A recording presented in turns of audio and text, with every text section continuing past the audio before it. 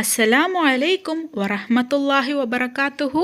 Welcome to Tamil Islamic Hidaya. இப்போ யூடியூப்ல அப்துல் பாசித் புகாரி அவர்கள் இன்னொருத்தர் கூட பேசின ஒரு உரையாடல் தீயா பரவிட்டு வருது. அந்த ஆடியோவை கேட்காதவங்க இந்த வீடியோவோட கடைசியில் நான் ஆட் பண்ணியிருக்கேன். அவங்க எவ்வளோ மன வருத்தத்தோட பேசுகிறாங்கன்னு நீங்களே கேட்டு பாருங்க. அவனை முற்றிலுமா அழிக்கணும்னு நினைக்கக்கூடிய இந்த குணம் என்ன குணம்? என்ன உங்களுக்கு அப்படி என் மேல வைத்திருச்சு? உங்களுக்கு என்ன உங்களுக்கு என் மேல பொறாம வந்துருச்சு? அப்படி என்ன நீங்க ஒருத்தனை இப்படி குழி தோண்டி புதைக்கிறவங்க அளவுக்கு என்ன நான் உங்களுக்கு என்ன பண்ணிட்டு அப்படி என்ன பண்ணிட்டு உங்களுக்கு எவ்வளவு வன்மத்தை கக்குறீங்க? எல்லாரும் சொல்றாங்க உங்களுக்கு கீழேயே. ஏங்க அவரை போட்டு இழுத்து 2 மணிக்கு உட்காந்து கமெண்ட் எழுதிருக்கீங்க? அவரை பத்தி வைத்திருச்சா? என்ன உங்க மனசுல என்ன இருக்கு சொல்லுங்க. அந்த வீடியோவை கேட்டிருந்த எல்லாருக்கும் புரிஞ்சிருக்கும் அவள் எவ்வளோ மன வருத்தத்தோட எவ்வளோ டிப்ரெஷன்ல இருக்காருன்னு.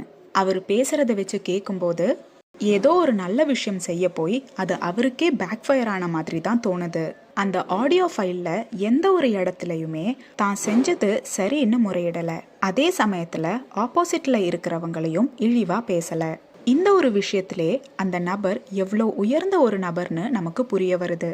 இப்படிப்பட்ட ஒரு நபரை சுய ஆதாயத்துக்காக அவங்களோட கண்ணியத்தை குறைக்க செஞ்ச இந்த செயல் ரொம்பவே தவறானது. மனிதரா பிறந்த எல்லாருமே தவறு செய்யக்கூடியவர்களாக தான் இருக்கும். அந்த தவறை தனிப்பட்ட முறையில் அவர்கிட்ட பேசி இருந்தாலே இதற்கான ஒரு தீர்வை கிடைச்சிருக்கும். இப்படி பொது வெளியில அவரை அவமானப்படுத்தி அவரை கஷ்டப்படுத்தீங்கன்னா அல்லாஹு தஆலா கண்டிப்பா அவரோட கண்ணீரையும் மனசையும் அறிவான். அதற்கான விலையை நீங்க கண்டிப்பா கொடுக்கிற மாதிரி இருக்கும்.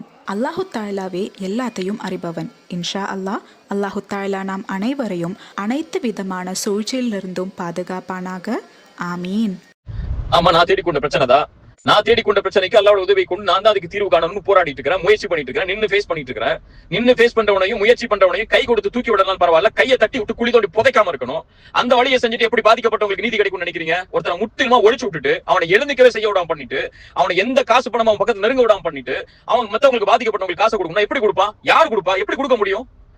நீதியை நேர்மையா செயல்படுத்த விரும்புறவன கொஞ்சம் சரிக்கிட்டானா கை கொடுத்து மேல தூக்கி விடணும். ஒருத்த அடியணும் இருக்கா? ஒருத்த சாவணும் இருக்கா? இல்ல செத்து போனா நிம்மதி அடைவீங்க. அன்னைக்கு கேட்டேன், ஒருத்தருடைய மௌத்து தான் உங்களுக்கு நிம்மதி கொடுக்குமா? என்ன செய்ய விரும்புறீங்க?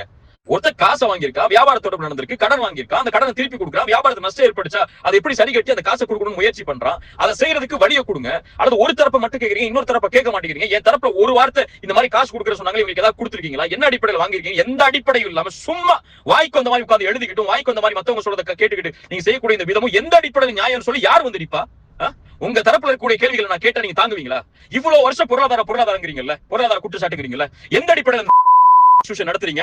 சதக்காடு கலெக்ட் பண்ற காசெல்லாம் எங்க நீங்க ஒண்ணு சேர்க்கிறீங்க? அதுல எப்படி நீங்க செலவழிக்கிறீங்க? இங்க அக்ரிமெண்ட் இருக்கு, வியாபாரம் கொடுக்கல் வாங்கலுக்கு இடையில 2 பேருக்கு இடையில பிரச்சனைகள் இருக்கு. அந்த இன்ஸ்டிடியூஷன் எப்படி நடத்துறீங்க? அத்தனை சதக்காவுடைய காசு எங்க போகுது? பள்ளிவாசல் கட்ட போற சொல்லி இத்தனை வருஷம் கலெக்ட் பண்ணீங்கல்ல, அந்த காசெல்லாம் எங்க முறைப்படுத்தி செயல்படுத்தப்பட்டுச்சு? கேட்கவா கேள்வியா? இன்ஸ்டிடியூஷன் வச்சு கேள்வி கேட்க வைக்கவா? பதில் சொல்ல தயாரா இருக்கீங்களா? எந்த அடிப்படையிலுமே இல்லாம எவ்வளவோ என் மனசுல அவ்வளவு குற்றச்சாட்டுகள் உங்களை பற்றி வந்துச்சு. பொருளாதாரத்திலையும் சரி, மத்த விஷயங்களையும் சரி, எல்லாத்தையும் எல்லாம் ஒரு இடத்துல ஒப்படைச்சிட்டு இன்னொருத்தருடைய கண்ணி இருக்கு, இன்னொருத்தருடைய மான இருக்கு, நமக்கு தெரியாத விஷயத்த பேசக்கூடாதுன்னு அமைதியா இருக்கிறேன். தாவாவை காசுக்காக பண்றவன் இல்ல, தாவாவை சதக்காவை கலெக்ட் பண்றதுக்காக பண்றவன் இல்ல.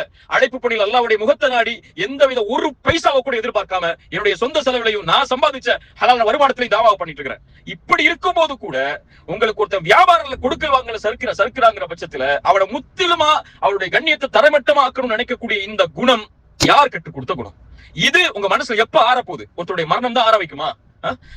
நீங்க செய்த குற்றங்களை முதல்ல பாருங்க. உங்களை பத்தி வந்த அத்தனை குற்றச்சாட்டுகளை நான் இப்ப பேச ஆரம்பிச்சேன்னா நல்லா இருக்காது. அல்லாஹ்விடத்துல நீங்க தௌபா செய்யுங்க. நான் செய்யறேன். நான் அல்லாஹ் பயப்படணுமா? அல்லாஹ் பயப்பட வேண்டிய கடமை இருக்கு. நான் திருத்திக் கொள்ளணுமா? 1000 திருத்திக் கொள்ள வேண்டிய கடமை இருக்கு. குறைகள் இருக்கு, 1000 குறைகள் இருக்கு. நான் மீளணுமா? 1000 முறை அல்லாஹ்விடத்துல மீளவன் இருக்கு. ஆனா ஃபலா துஸக்கு அன்ஃபுஸக்கும் அதை மட்டும் மனசுல வச்சுக்கோங்க. அல்லாஹ் ஒருவனுக்கு தான் தெரியும் அவனை யார் பயப்படுறா, யார் எந்த பிரச்சனையில மீள ஆசைப்படுறா, யார் அவனுடைய பாதையில மீண்டும் திரும்பி வர ஆசைப்படுறான்னு சொல்லி. அல்லாஹு தஆலாவே எல்லாத்தையும் அறிபவன். இன்ஷா அல்லாஹ். அல்லாஹு தஆலா நாம் அனைவரையும் அனைத்து விதமான சூழ்ச்சியிலிருந்தும் பாதுகாப்பானாக. ஆமீன்.